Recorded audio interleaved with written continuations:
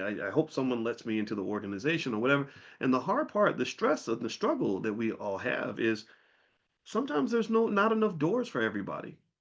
They don't have enough room in white institutions to employ all the capable black people that are out there. So we end up stuck in this scarcity mode where it's like you get to competing with each other because you're all fighting to be the one Negro that they let into the company.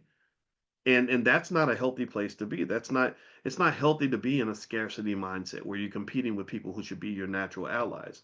So and how does this happen? Well, it's because there are those who control the space, the arena in which you're competing. And so long story short, if you have entrepreneurship and innovation, then you have an abundance of visionaries, you have an abundance of people making plans, you have people out here building things, creating opportunities out of thin air, and it becomes an amazing place, extraordinary. It's the key, one of the keys to economic growth. So if you have capital available and you've got people that want to apply this capital to innovative ideas, then you have a growing, thriving economy. That's why the United States economy, by the way, is one of the strongest on earth. It's largely due to the fact that we're very good in the US at raising capital.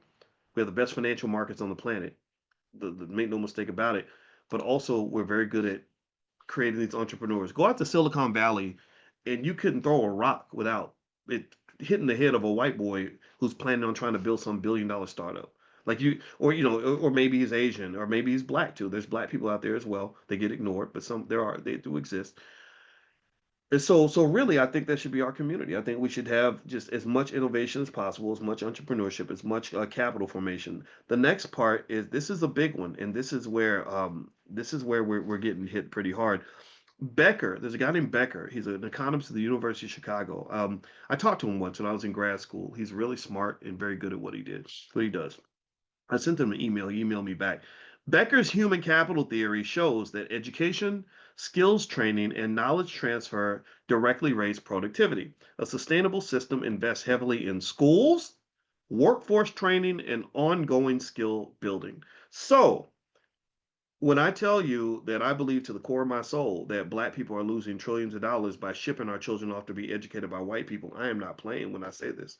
I cannot apologize for those who are offended. I understand there's nuances to the argument. I know there's variations in the quality of educational systems, but you see what some of these poor kids, well, they're smart kids with lots of potential, are coming out knowing how to do absolutely nothing, having zero ability to thrive or even survive in a highly competitive society. That is a crime against humanity as far as I'm concerned. So if I sat down, if Serena called me and said, "Hey, Boyce, I saw your video and I really want to prove you wrong because I think you're an idiot. So what I'm going to do is me and my white husband going to pull together $100 million and we're going to do one project just to shut you up, you asshole." She would say, "What project do you want us to pursue?" I would say, "I want you to build some schools. I want you to do what I could not convince Kanye to do, which is I need you to go and work with me, and I'll do this for free. Don't give me none of your money. Um, and I want us to build Powernomics training camps all across the United States. I want us to build maybe 20 of these facilities so that everybody can come in for free and learn maybe 10 or 15 basic economic lessons that will carry them for the rest of their lives. Literally, and I tell her, I say, your superpower is tennis. You were the greatest tennis player of all time. My superpower is finance. I am a financial ninja, and I can not only show you how to do this cost effectively, but I can show you how you can do this in a highly efficient way in terms of teaching them the bare minimum that they would know that would make a massive difference, gaining a lot from doing a little.